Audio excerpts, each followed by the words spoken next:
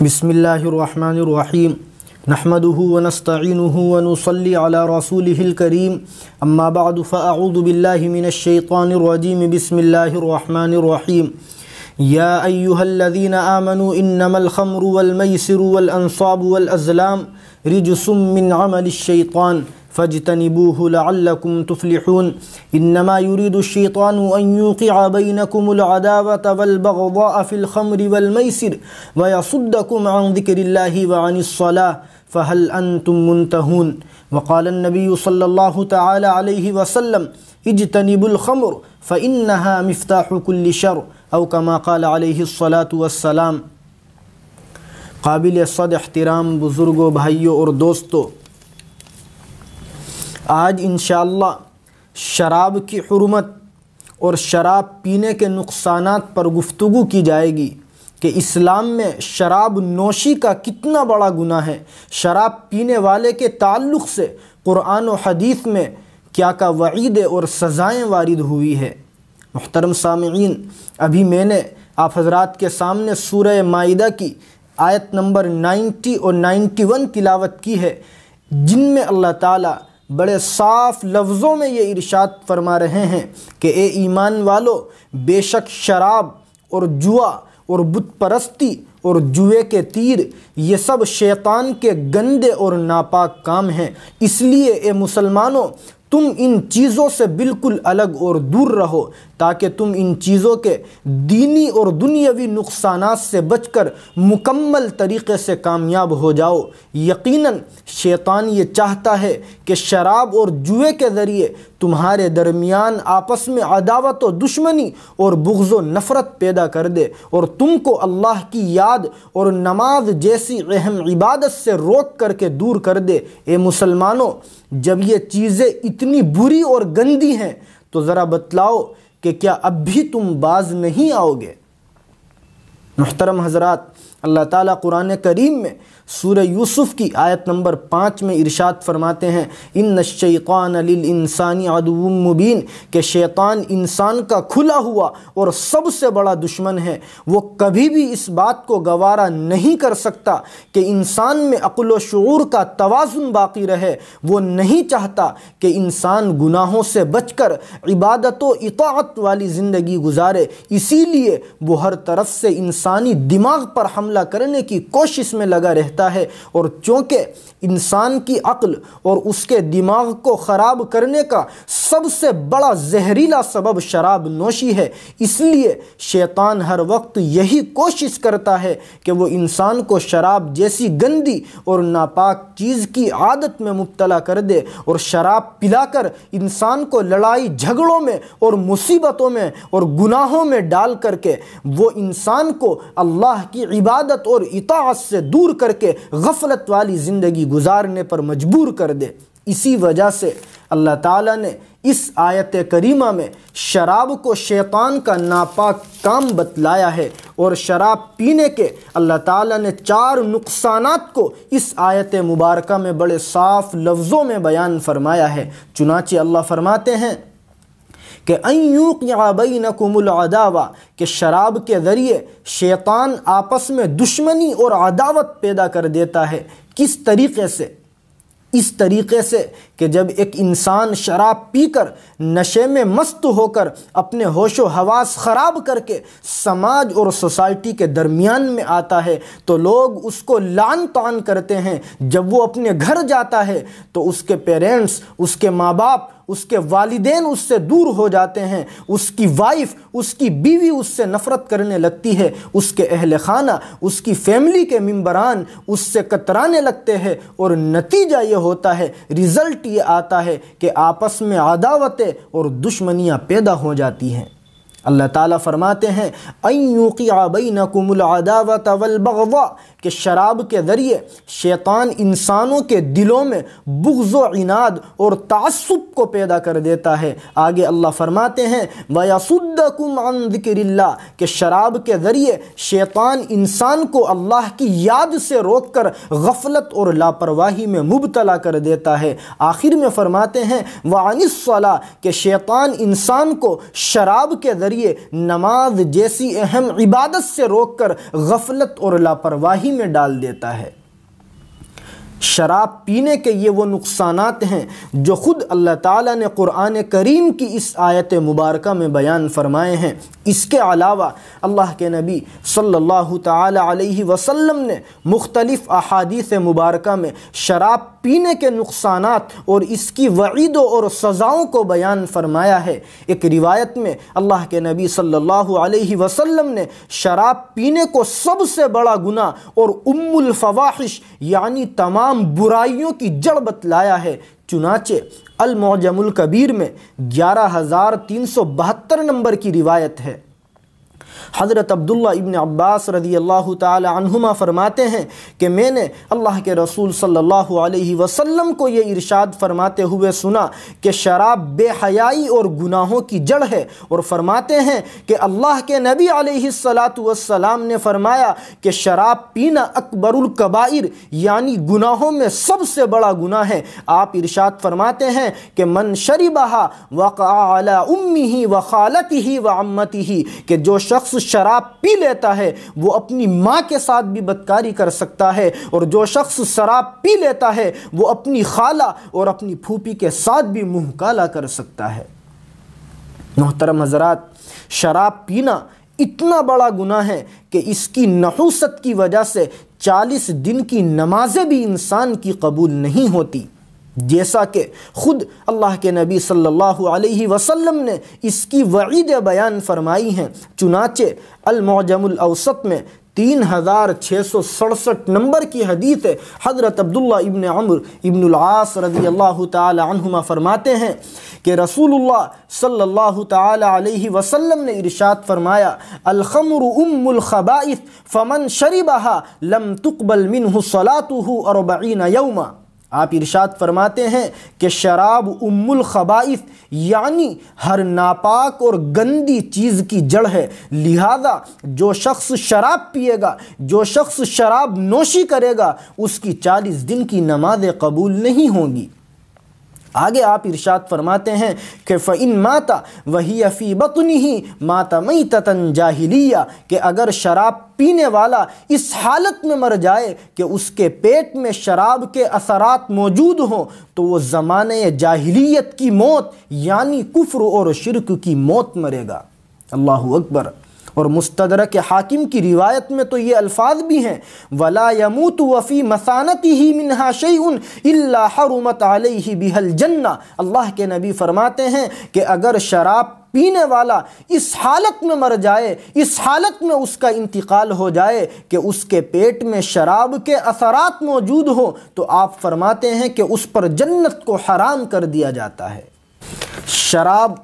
تمام برائیوں کی جڑ کس طریقے سے ہے، اس کا اندازہ آپ اس واقعے سے لگا سکتے ہیں جس کو امام بیہقی رحمۃ اللہ علیہ نے اپنی کتاب السنن الکبریٰ میں 17832 نمبر پر نقل فرمایا ہے۔ حضرت عثمان رضی اللہ تعالی عنہ فرماتے ہیں کہ ایک مرتبہ اللہ کے رسول صلی اللہ علیہ وسلم نے بنو اسرائیل کے ایک شخص کا واقعہ ہمیں سنایا، اور واقعہ یہ سنایا کہ بنو اسرائیل میں ایک شخص تھا جو بڑا عبادت گزار تھا، جو اللہ کی بہت زیادہ عبادت کیا کرتا تھا، جو تقوی والی زندگی گزارا کرتا تھا۔ آپ نے ارشاد فرمایا کہ اس نے اللہ کی عبادت کرنے کے لیے تمام لوگوں سے الگ ہو کر گوشہ نشینی اختیار کر رکھی تھی، وہ خلوت میں زندگی گزارا کرتا تھا۔ اتفاق یہ ہوا کہ اس اللہ والے کو ایک عورت سے محبت ہو گئی، چنانچہ ایک مرتبہ اس عورت نے اپنے خادم کو، اپنے نوکر کو یہ کہہ کر اس اللہ والے کو بلوانے کے لیے بھیجا کہ ہم آپ کو ایک چیز کی شہادت کے لیے، ایک چیز کی گواہی کے لیے بلا رہے ہیں۔ چنانچہ وہ اللہ والا اس خادم کے ساتھ، اس نوکر کے ساتھ چل کر ایک گھر میں داخل ہوا۔ وہ جس دروازے سے داخل ہوتا تھا، آپ ارشاد فرماتے ہیں کہ پیچھے سے خادم اور نوکر اس دروازے کو بند کر دیا کرتا تھا۔ جب وہ اللہ والا بالکل مکان کے آخری حصے میں پہنچا تو دیکھتا ہے کہ ایک خوبصورت عورت بیٹھی ہوئی ہے، اور اس عورت کے پاس ایک بڑا خوبصورت بچہ بیٹھا ہوا ہے، اور برابر میں وہیں پر شراب کا ایک پیالہ بھی رکھا ہوا ہے۔ اللہ کے نبی نے ارشاد فرمایا کہ اس عورت نے اس اللہ والے سے مخاطب ہو کر کے کہا کہ ہم نے آپ کو شہادت اور گواہی کے لیے نہیں بلوایا، ہم نے آپ کو اس لیے بلوایا ہے کہ آپ کو ان 3 کاموں میں سے کوئی ایک کام ضرور کرنا پڑے گا۔ اس عورت نے کہا دعوتک لقتل ھذا الغلام، کہ ہم نے آپ کو اس لیے بلایا ہے کہ یا تو آپ اس بچے کو، اس معصوم سے بچے کو قتل کر دے۔ دوسری اس نے بات کہی او تقع علی، یا آپ میرے ساتھ منہ کالا کریں، آپ میرے ساتھ زنا کریں۔ تیسری بات کہی او تشرب کأسا من الخمر، یہ شراب کا پیالہ رکھا ہے یا آپ اس کو پیے۔ اس عورت نے اخیر میں کہا کہ فَإِنْ أَبَيْتَ فَضَحْتُكَ، اگر تم نے ان 3 کاموں میں سے کوئی ایک کام بھی نہیں کیا، تم نے ان 3 کاموں میں سے کسی ایک کام کے کرنے کو بھی منتخب نہیں کیا، تو یاد رکھو میں شور مچا کر لوگوں کے درمیان، قوم کے بیچ میں تمہیں ذلیل اور رسوا کر دوں گی۔ اب وہ بیچارہ اللہ والا مجبور ہو کر سوچنے لگا کہ ان 3 کاموں میں سے کون سا کام ایسا ہے جس کا گناہ کم ہے، جس کی برائی کم تر ہے۔ اس کے ذہن میں یہ بات آئی، اس نے سوچا کہ قتل کرنا بھی بہت بڑا گناہ ہے جس کی تلافی نہیں ہوتی، اور زنا بھی بہت بڑا گناہ ہے، اللہ تعالیٰ اس کو معاف نہیں کرتے، ہاں اگر کوئی سچی پکی توبہ کر لے تو معاف کر دیتے ہیں۔ اس نے دل میں یہ بات سوچی کہ شاید شراب پینا ان دونوں گناہوں سے کمتر اور معصوم سا گناہ ہے، چنانچہ اس نے شراب کو کمتر سمجھ کر کے پی لیا۔ جب وہ نشے کی حالت میں مست ہوا، اللہ کے نبی فرماتے ہیں کہ جب اس کے ہوش و حواس خراب ہوئے، اس کی نفسانی خواہش ابھر آئی، تو اس نے اس عورت کے ساتھ شراب کے نشے میں مست ہو کر زنا بھی کیا، اور اس آدمی نے اس بچے کو بھی قتل کر ڈالا۔ اس واقعے سے معلوم ہوتا ہے کہ شراب پینے کے بعد ہر طرح کے گندے کاموں میں انسان مبتلا ہو جاتا ہے۔ محترم سامعین، آپ اچھے طریقے سے جانتے ہیں، مارکیٹ میں آپ جائزہ لیتے ہیں، سوسائٹی کا مشاہدہ کرتے ہیں، آج کل بڑی تعداد میں مسلمانوں کے بچے راتوں کو لیٹ نائٹ اپنی گاڑیاں باہر نکالتے ہیں، اسٹنٹ لگاتے ہیں، اور شراب پی کر نشے کی حالت میں رائڈنگ کرتے ہیں، اور اچانک وہ حادثے کا شکار ہو کر آن دا اسپاٹ انتقال کر جاتے ہیں۔ ذرا غور کریں مسلمانوں، اس روایت کے الفاظ پر ہم توجہ فرمائیں کہ اللہ کے نبی صلی اللہ علیہ وسلم نے کیا ارشاد فرمایا، اور سوچے کہ اگر اسی نشے کی حالت میں ہمارا انتقال ہو گیا، ہم نشے کی حالت میں مست ہو کر اس دنیا سے چلے جائیں، تو ہمیشہ کے لیے ہماری آخرت خراب ہو جائے گی، اور اللہ کے نبی کے فرمان کے مطابق جنت کو ہمارے اوپر حرام کر دیا جائے گا۔ اللہ ہماری حفاظت فرمائے۔ محترم حضرات، شراب پینے کا ایک نقصان یہ بھی ہے کہ شراب پینے والے کی نیکیاں قبول نہیں ہوتی۔ چنانچہ المعجم الاوسط میں 9227 نمبر کی روایت ہے، حضرت جابر ابن عبداللہ رضی اللہ تعالی عنہ فرماتے ہیں کہ ایک مرتبہ اللہ کے رسول صلی اللہ تعالی علیہ وسلم نے ارشاد فرمایا، ثلاثۃ لا تقبل لهم صلاۃ ولا يصعد لهم الى اللہ حسنہ، کہ 3 قسم کے لوگ وہ ہیں جن کی نمازیں بھی قبول نہیں ہوتی اور نہ ان کی کوئی نیکی اللہ کے یہاں پہنچتی ہے۔ آپ نے ارشاد فرمایا کہ نمبر 1 وہ شخص جو شراب پیتا ہے یہاں تک کہ وہ صحت یاب ہو کر اللہ تعالیٰ سے سچی پکی توبہ کر لے۔ آپ نے ارشاد فرمایا المرأة الساخط علیہا زوجہا، نمبر 2 وہ عورت جس کا شوہر اس سے ناراض رہتا ہو، نمبر 3 آپ نے ارشاد فرمایا وہ غلام اور وہ نوکر جو مالک کے یہاں سے بھاگ گیا ہو، یہاں تک کہ وہ واپس آ کر اپنے مالک سے معافی مانگ لے۔ یہ 3 لوگ وہ ہیں جن کی نمازوں کو بھی قبول نہیں کیا جاتا، اور یہ 3 لوگ وہ ہیں جن کی کوئی بھی نیکی اور بھلائی اللہ کی بارگاہ میں نہیں پہنچتی۔ شراب پینے کا ایک نقصان یہ بھی ہے کہ شراب پینے والا اللہ کی رحمت سے دور ہو جاتا ہے۔ چنانچہ المعجم الکبیر میں 7938 نمبر کی روایت ہے، حضرت ابو امامہ رضی اللہ تعالی عنہ فرماتے ہیں کہ ایک مرتبہ اللہ کے نبی صلی اللہ تعالی علیہ وسلم نے ارشاد فرمایا اربعۃ لا ينظر اللہ الیہم یوم القیامہ، کہ 4 قسم کے لوگ وہ ہیں جن کو اللہ تعالیٰ قیامت کے دن رحمت کی نظر سے نہیں دیکھے گا۔ آپ نے ارشاد فرمایا عاقن، نمبر 1 وہ شخص جو اپنے ماں باپ کی نافرمانی کرتا ہو، وہ شخص جو اپنے ماں باپ کو برا بھلا کہتا ہو، وہ شخص جو اپنے ماں باپ کا دل دکھا کر کے زندگی گزارتا ہو۔ آپ نے ارشاد فرمایا نمبر 2 منان، وہ شخص جو کسی پر احسان کرنے کے بعد میں احسان جتلانے کا عادی ہو۔ نمبر 3 آپ نے ارشاد فرمایا مدمن خمر، وہ شخص جو شراب پینے کا عادی ہو۔ نمبر 4 آپ نے ارشاد فرمایا مکذوب بقدر، وہ شخص جو تقدیر کو جھٹلاتا ہو، یعنی وہ شخص جو اللہ تعالیٰ کی لکھی ہوئی تقدیر کو، جو اچھی بری تقدیر کو نہ تسلیم کرتا ہو۔ یہ 4 لوگ وہ ہیں جن کی طرف قیامت کے دن اللہ تعالیٰ رحمت کی نظر نہیں فرمائیں گے۔ مسلمانوں، شراب اتنی گندی چیز ہے کہ اس کا پینا تو بہت دور کی بات، اس کا بیچنا بھی، اس کی تجارت کرنا بھی، اس کی بزنس کرنا بھی مسلمان کے لیے جائز نہیں ہے، حرام ہے، گناہ کی بات ہے۔ جیسا کہ ابو داؤد شریف میں جلد 2 صفحہ 493 نمبر پر یہ روایت ہے، حضرت ابو ہریرہ رضی اللہ تعالی عنہ فرماتے ہیں کہ اللہ کے رسول صلی اللہ تعالی علیہ وسلم نے ارشاد فرمایا ان اللہ تعالی حرم الخمر وثمنها، کہ بے شک اللہ تعالیٰ نے شراب کو اور شراب کی قیمت کو مسلمانوں کے لیے حرام کر دیا ہے۔ حدیث کی مشہور کتاب مستدرک میں 7231 نمبر کی روایت ہے، حضرت ابن عباس رضی اللہ عنہما فرماتے ہیں کہ اللہ کے رسول صلی اللہ علیہ وسلم نے ایک مرتبہ ارشاد فرمایا اجتنبوا الخمر فإنها مفتاح كل شر، کہ اے لوگو تم شراب سے بچو، شراب پینے سے اپنے آپ کو دور رکھو، اس لیے کہ شراب ہر شر اور ہر فتنے کی کنجی اور چابی ہے، ہر فتنے اور ہر مصیبت کی، ہر گناہ کی جڑ ہے۔ شراب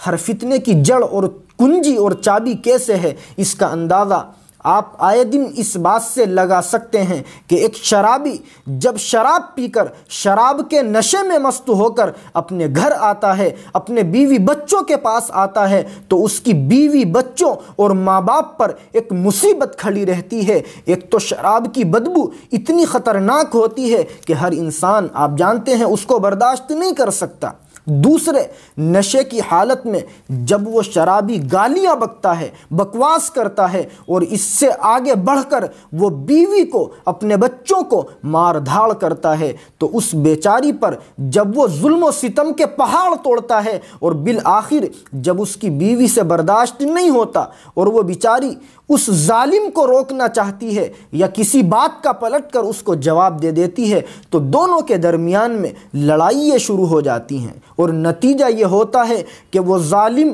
نشے کی حالت میں مست ہو کر اپنی بیوی کو، جس کی کوئی غلطی نہیں ہوتی، طلاق دے کر نکاح سے الگ کر دیتا ہے،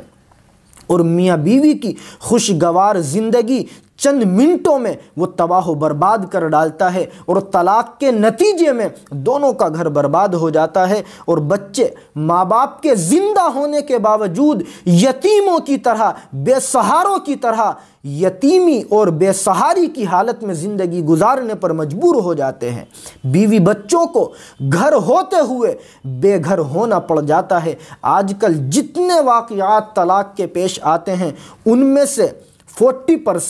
40% شراب اور نشے کی حالت کے واقعات ہوتے ہیں، اور ہم یاد رکھیں یہ مسئلہ کہ شراب کے نشے کی حالت میں دی ہوئی طلاق شریعت میں مفتیان کرام لکھتے ہیں کہ معتبر مانی جاتی ہے، یعنی اگر کوئی شرابی شراب کے نشے کی حالت میں اپنی بیوی کو طلاق دے دیتا ہے تو شریعت میں اس کی بیوی پر طلاق واقع ہو جاتی ہے۔ آخر میں ہوتا کیا ہے، وہ شرابی نشے کی حالت میں مست ہو کر طلاق دینے کے بعد دارالافتاء جا کر مفتیان کرام کو پریشان کرتا ہے اور کہتا ہے کہ مفتی صاحب، میں نے تو نشے کی حالت میں طلاق دی تھی، صاحب مجھے پتہ نہیں تھا کہ میں نے اپنی نشے کی حالت میں بیوی کو کیا کہا۔ پھر وہ ادھر ادھر کی باتیں کرتا ہے اور چاہتا ہے، کوشش کرتا ہے، اس کی تمنا ہوتی ہے کہ بچنے کا کوئی راستہ نکل جائے۔ آپ جانتے ہیں کہ یہ مسئلے مسائل کسی مفتی کے گھر کی جاگیر تو ہوتے نہیں کہ وہ اپنی مرضی سے اس میں کوئی گنجائش نکال دے۔ یہ تو شریعت کا حکم ہے کہ شراب کے نشے کی حالت میں دی ہوئی طلاق معتبر مانی جاتی ہے۔ اسی لیے اللہ کے نبی علیہ السلام نے شراب پینے کو ہر فتنے، ہر فساد کی، ہر مصیبت کی، ہر گناہ کی جڑ اور چابی بتلایا ہے۔ شراب پینا کتنا بڑا گناہ ہے، اس کا اندازہ آپ اس روایت سے لگائیے جس کو ابن ماجہ میں 292 نمبر پر ذکر کیا گیا ہے۔ حضرت ابو دردہ رضی اللہ تعالی عنہ فرماتے ہیں کہ مجھے میرے دوست،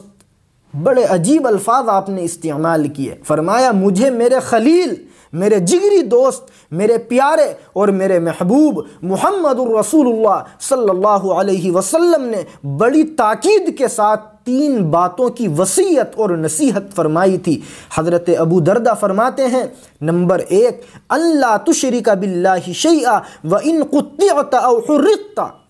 کہ اللہ کے نبی نے مجھے سب سے پہلی نصیحت اور وصیت یہ فرمائی تھی کہ اے ابو دردہ، زندگی میں کبھی بھی اللہ کے ساتھ کسی بھی حالت میں کسی کو شریک مت کرنا۔ اور فرماتے ہیں کہ یہاں تک آپ نے مجھے فرمایا تھا کہ اے ابو دردہ، کبھی زندگی میں کسی کو اللہ کے ساتھ شریک مت کرنا، وَإِن قُطِّعْتَ أَوْ حُرِّقْتَ، اگرچہ تمہیں کاٹ کاٹ کر کے تمہارے ٹکڑے ٹکڑے کر دیے جائے، تمہاری بوٹی بوٹی کر دی جائے، پھر بھی اللہ کے ساتھ کسی کو شریک مت کرنا۔ فرماتے ہیں کہ یہ بھی فرمایا تھا او حرقت، کہ اے ابو دردہ، اگرچہ تمہیں جلا کر کے راکھ کر دیا جائے، پھر بھی تم اللہ کے ساتھ اس کی ذات میں، اس کی صفات میں کسی کو شریک مت ٹھہرانا۔ دوسرے نمبر پر فرماتے ہیں اللہ کے نبی نے مجھے یہ وصیت فرمائی تھی، وَلَا تَتْرُكَ صَلَاةً مَكْتُوبَةً مُتَعَمِّدًا، کہ اے ابو دردہ، کبھی بھی جان بوجھ کر زندگی میں فرض نماز مت چھوڑنا۔ آپ فرماتے ہیں کہ مجھے یہ بھی فرمایا تھا کہ اس لیے کہ جو شخص جان بوجھ کر فرض نماز کو چھوڑ دیتا ہے تو یاد رکھو وہ شخص اللہ اور اس کے رسول کی ذمہ داری سے دور ہو جاتا ہے۔ نمبر 3، حضرت ابو دردہ فرماتے ہیں کہ آپ نے مجھے تیسری وصیت اور نصیحت یہ فرمائی تھی، وَلَا تَشْرَبَ الْخَمْرَ فَإِنَّهَا مِفْتَاحُ كُلِّ شَرٍ، کہ اے ابو دردہ، کبھی زندگی میں شراب مت پینا، اس لیے کہ شراب ہر فتنے اور ہر برائی کی چابی اور کنجی ہے۔ مسلمانوں، شراب اتنی گندی چیز ہے کہ اس کی وجہ سے 10 قسم کے لوگوں پر اللہ کی لعنت برستی ہے۔ ترمذی شریف کی روایت ہے اور مسند احمد میں یہ روایت 4787 نمبر پر موجود ہے۔ حضرت انس بن مالک رضی اللہ تعالی عنہ فرماتے ہیں کہ اللہ کے رسول صلی اللہ علیہ وسلم نے شراب کے متعلق 10 قسم کے لوگوں پر لعنت فرمائی ہے۔ ہم یاد رکھیں، لعنت کا مطلب یہ ہوتا ہے کہ اللہ کی رحمت سے یہ لوگ دور ہو جاتے ہیں اور ان لوگوں پر اللہ تعالیٰ کی توجہ اور اللہ تعالیٰ کی خصوصی رحمت متوجہ نہیں ہوتی۔ آپ ارشاد فرماتے ہیں، نمبر 1، عاصرھا، کہ وہ شخص جو دوسروں کے لیے شراب نچوڑتا ہے، اس شخص پر اللہ تعالیٰ کی رحمت متوجہ نہیں ہوتی اور اس شخص پر اللہ تعالیٰ کی لعنت برستی ہے۔ معلوم ہوا کہ اگر کوئی شخص شراب تیار کرتا ہے یا وہ شراب کی کمپنی میں کام کرتا ہے، اگرچہ وہ شراب نہیں پیتا، وہ خود شراب نوشی کا عمل نہیں کرتا، مگر پھر بھی ایسے شخص پر اللہ تعالیٰ کی لعنت برستی ہے اور ایسا شخص اللہ تعالیٰ کی رحمت سے دور رہتا ہے۔ نمبر 2، آپ نے ارشاد فرمایا، معتصرھا، وہ شخص جو اپنے لیے شراب نچوڑتا ہے، یعنی جو شخص خود اپنے لیے شراب کو تیار کرتا ہے، اس پر بھی اللہ تعالیٰ کی لعنت برستی ہے اور وہ شخص اللہ تعالیٰ کی رحمت سے دور رہتا ہے۔ نمبر 3، آپ نے ارشاد فرمایا، شاربھا، کہ وہ شخص جو شراب پیتا ہے اس پر بھی اللہ تعالیٰ کی لعنت برستی ہے اور وہ اللہ تعالیٰ کی رحمت سے دور رہتا ہے۔ نمبر 4، آپ نے ارشاد فرمایا، حاملھا، کہ وہ شخص جو شراب اٹھاتا ہے اس پر بھی اللہ تعالیٰ کی لعنت برستی ہے اور وہ شخص اللہ تعالیٰ کی رحمت سے دور رہتا ہے۔ اس کی روشنی میں محدثین لکھتے ہیں کہ حاملوہا سے یہ بات معلوم ہوتی ہے کہ وہ شخص جس نے شراب اٹھا کر کے دوسرے کو دی، اگرچہ اس نے خود شراب کو نہیں پیا، وہ بھی حاملوہا کا مصداق بنے گا، یعنی اس پر بھی اللہ کی لعنت برسے گی اور وہ شخص بھی اللہ کی رحمت سے دور رہے گا۔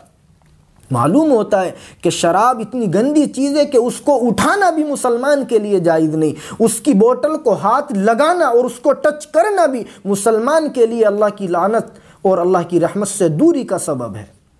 نمبر 5، آپ نے ارشاد فرمایا والمحمول الیہ، کہ وہ شخص جس کی طرف شراب اٹھا کر لائی جائے، یعنی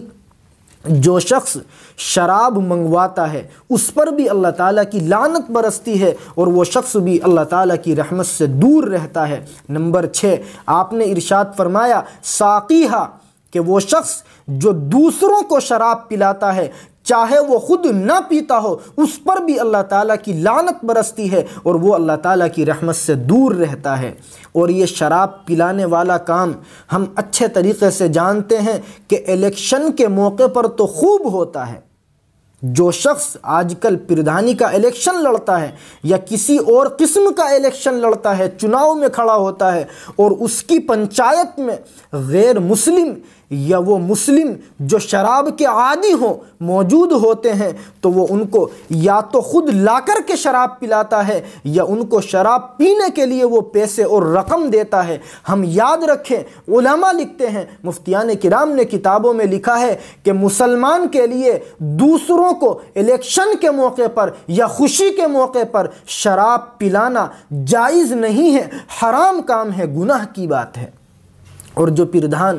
الیکشن میں لڑنے والا شخص شراب پلانے کا کام کرے گا، وہ یاد رکھے کہ وہ بھی حدیث کے اس ٹکڑے کا مصداق بنے گا اور اس پر شراب پلانے کی وجہ سے اللہ تعالیٰ کی لعنت برسے گی اور وہ شخص اللہ تعالیٰ کی رحمت سے دور رہے گا۔ اللہ ہماری حفاظت فرمائے۔ نمبر 7، آپ نے ارشاد فرمایا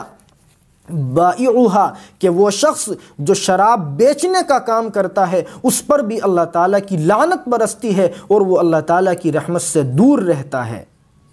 اسی لیے فقہائے کرام نے فقہ کی کتابوں میں لکھا ہے کہ مسلمان کے لیے، کلمہ پڑھنے والے کے لیے، ایک ایمان والے کے لیے شراب کا کاروبار کرنا، شراب کی مارکیٹنگ کرنا، بزنس کرنا بالکل جائز نہیں ہے۔ اور لکھتے ہیں فقہائے کرام کہ اگر کوئی مسلمان شراب کا بزنس کرے گا تو اس کی آمدنی حرام کہلائے گی، اور حرام آمدنی کا نقصان کیا ہوگا ہم یاد رکھیں۔ اللہ کے نبی علیہ الصلاۃ والسلام کی بڑی مشہور حدیث ہے کہ من اکل لقمۃ من الحرام، کہ جو شخص حرام کا ایک لقمہ کھائے گا، جس کی آمدنی حرام ہوگی اور وہ اس آمدنی کے ذریعے کوئی ایک لقمہ اپنے پیٹ میں ڈالے گا، اللہ کے نبی فرماتے ہیں اس کی 40 دن کی نمازیں قبول نہیں ہوگی۔ نمبر 8، اللہ کے نبی فرماتے ہیں وَآكِلُ ثَمَنِهَا، کہ وہ شخص جو شراب بیچ کر شراب کی قیمت کھاتا ہے اس پر بھی اللہ تعالیٰ کی لعنت برستی ہے اور وہ اللہ تعالیٰ کی رحمت سے دور رہتا ہے۔ نمبر 9، وَالْمُشْتَرِي لَهَا، آپ نے ارشاد فرمایا کہ وہ شخص جو شراب خریدتا ہے، یعنی خود مارکیٹ جاتا ہے اور شراب خریدتا ہے، اب خریدنے کا مقصد یا تو پینا ہو یا مارکیٹ کرنا ہو، اللہ کے نبی فرماتے ہیں کہ اس خریدنے والے پر بھی اللہ کی لعنت برستی ہے اور وہ اللہ تعالیٰ کی رحمت سے دور رہتا ہے۔ آخری نمبر پر، 10ویں نمبر پر آپ نے ارشاد فرمایا والمشترات لہو، کہ وہ شخص جس کے لیے شراب خریدی جائے اس پر بھی اللہ تعالیٰ کی لعنت برستی ہے اور وہ اللہ تعالیٰ کی رحمت سے دور رہتا ہے۔ یہ 10 لوگ وہ ہیں جن پر شراب کی وجہ سے اللہ تعالیٰ کی لعنت برستی ہے، اور یہ شراب کی وجہ سے، شراب سے تعلق رکھنے کی وجہ سے اللہ تعالیٰ کی رحمت اور اس کی خصوصی توجہ سے دور رہتے ہیں۔ اس کے علاوہ شراب پینے والے کو کل قیامت کے دن شراب پینے کی وجہ سے الگ سے ایک قسم کا عذاب دیا جائے گا، جیسا کہ مسند احمد میں 19,798 نمبر کی روایت ہے۔ حضرت ابو موسیٰ رضی اللہ عنہ فرماتے ہیں کہ ایک ایک مرتبہ اللہ کے رسول صلی اللہ علیہ وسلم نے ارشاد فرمایا کہ 3 لوگ وہ ہیں جن کو جنت نصیب نہیں ہوگی۔ آپ نے ارشاد فرمایا نمبر 1 مدمن الخمر، کہ وہ شخص جو شراب پینے کا عادی ہو، کل قیامت کے دن اس کو اللہ تعالیٰ کی جنت نصیب نہیں ہوگی۔ نمبر 2 آپ نے ارشاد فرمایا قاطع الرحم، کہ وہ شخص جو رشتے ناتے اور رشتہ داریاں توڑنے کا عادی ہو، وہ شخص بھی کل قیامت کے دن جنت سے محروم رہے گا۔ آپ نے ارشاد فرمایا نمبر 3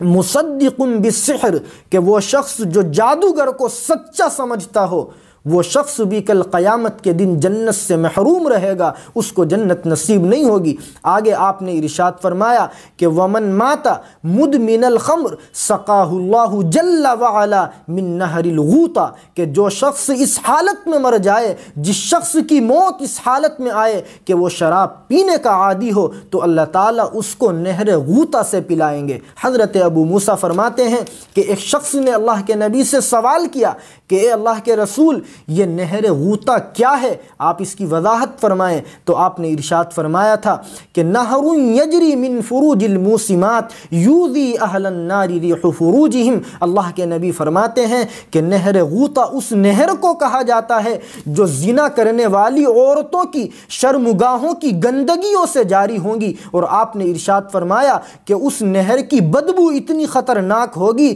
کہ خود دوزخی لوگ ان کی شرمگاہوں کی گندگیوں کی بدبو کی وجہ سے پریشانی میں مبتلا ہوگے۔ یہ وہ سزا ہوگی جو دوزخ میں شراب پینے والے کو دی جائے گی۔ اللہ تعالی ہم سب کی اس سے حفاظت فرمائے۔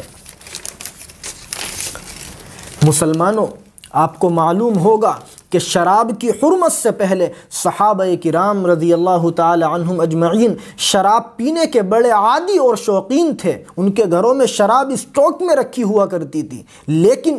جب اللہ تعالیٰ نے شراب کو حرام کر دیا تو احادیث بتلاتی ہیں کہ صحابہ کرام نے شراب سے اس درجے توبہ کی کہ شراب کو کبھی ہاتھ بھی نہیں لگایا۔ بخاری شریف میں یہ روایت 10 جگہ پر موجود ہے۔ 2400 نمبر کی روایت کا خلاصہ میں آپ کے سامنے ذکر کروں، آپ اس سے اس بات کا بخوبی اندازہ لگا سکتے ہیں۔ حضرت انس رضی اللہ تعالی عنہ فرماتے ہیں کہ میرے سوتیلے باپ، میری والدہ حضرت ام سلیم رضی اللہ تعالی عنہ کے شوہر حضرت ابو طلحہ انصاری رضی اللہ تعالی عنہ کے یہاں ایک مرتبہ صحابہ کرام کا بڑا مجمع اکٹھا ہوا۔ حضرت انس فرماتے ہیں کہ میں خود ان کو شراب پلا رہا تھا۔ ہم یاد رکھیں یہ اس وقت کی بات ہے جب شراب حرام نہیں ہوئی تھی۔ حضرت انس فرماتے ہیں کہ میں ان صحابہ کو خود شراب پلا رہا تھا، اور فرماتے ہیں کہ ان پینے والوں میں حضرت ابی ابن کعب رضی اللہ عنہ، حضرت ابو عبیدہ ابن الجراح رضی اللہ تعالی عنہ وغیرہ وغیرہ بڑے بڑے اکابر صحابہ موجود تھے۔ اچانک یہ اطلاع ملتی ہے کہ شراب کی حرمت نازل ہو چکی ہے، اللہ تعالیٰ نے شراب کو مسلمانوں کے لیے حرام کر دیا ہے۔ حضرت انس رضی اللہ عنہ فرماتے ہیں کہ حضرت ابو طلحہ انصاری رضی اللہ تعالی عنہ نے جب یہ اطلاع سنی تو فوراً مجھے حکم دیا کہ جس حالت میں ہیں اسی حالت میں شراب کے مٹکوں کو پلٹ کر کے شراب کو بہا دو۔ چنانچہ حضرت انس فرماتے ہیں کہ جن لوگوں کے ہاتھوں میں شراب کا گلاس تھا انہوں نے اسی حالت میں اس کو پھینک دیا، اور جن لوگوں کے منہ میں شراب کا گھونٹ تھا ابھی انہوں نے پیا نہیں تھا، ان کے منہ میں تا حلق سے اترا نہیں تھا، حضرت انس فرماتے ہیں کہ انہوں نے اسی حالت میں اس کو باہر نکال دیا، اپنے حلق سے نیچے اتارنا گوارا نہیں کیا۔ حضرت انس فرماتے ہیں کہ مدینے کی گلیوں میں میں نے اپنی آنکھوں سے دیکھا شراب کی نالیاں ایسے بہہ رہی تھیں جیسے موسلادھار بارش کی وجہ سے پانی کی نالیاں بہتی ہیں۔ مسلمانوں، یہ ہے حکم خداوندی پر صحابہ کرام رضی اللہ تعالی عنہم اجمعین کی اطاعت و فرمانبرداری، کہ جب شراب کی حرمت نازل ہوئی، اللہ تعالیٰ نے اس کو مسلمانوں کے لیے حرام کر دیا، تو صحابہ کرام نے شراب کو منہ بھی نہیں لگایا۔ اس لیے اگر ہم میں سے کوئی مسلمان بھائی شراب پینے کا عادی ہو، یا وہ کبھی کبھی کسی مصلحت کے تحت، مصلحت کا مطلب دوستوں کے چکر میں آ کر یا کسی اور وجہ سے شراب پی لیتا ہو، تو مسلمانوں اسے چاہیے کہ وہ اللہ تعالیٰ سے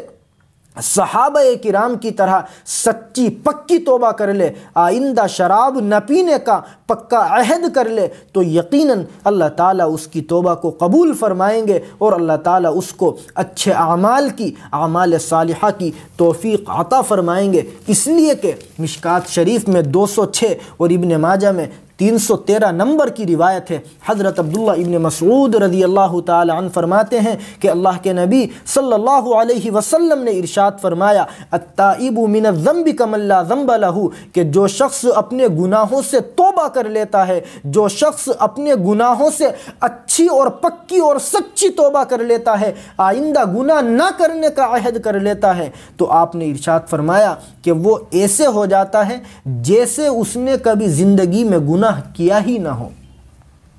ترمذی شریف کی بڑی مشہور روایت ہے، آپ نے سنی ہوگی، حضرت انس رضی اللہ عنہ فرماتے ہیں کہ اللہ کے نبی علیہ السلام نے ارشاد فرمایا، کل بنی آدم خطاؤون وخیر الخطائین التوابون، کہ ہر انسان گنہگار ہے، ہر انسان سے کوئی نہ کوئی خطا اور غلطی ہو جاتی ہے۔ آپ نے ارشاد فرمایا کہ گناہ کرنے والوں میں سب سے بہترین لوگ وہ ہیں جو گناہ کرنے کے بعد اللہ تعالیٰ سے توبہ کر لیتے ہیں۔ اللہ تعالیٰ شراب نوشی سے پوری امت مسلمہ کی مکمل حفاظت فرمائے اور اللہ رب العزت ہم سب مسلمانوں کو سچی پکی توبہ کرنے کی توفیق نصیب فرمائے۔ وآخر دعوانا ان الحمد للہ رب العالمین۔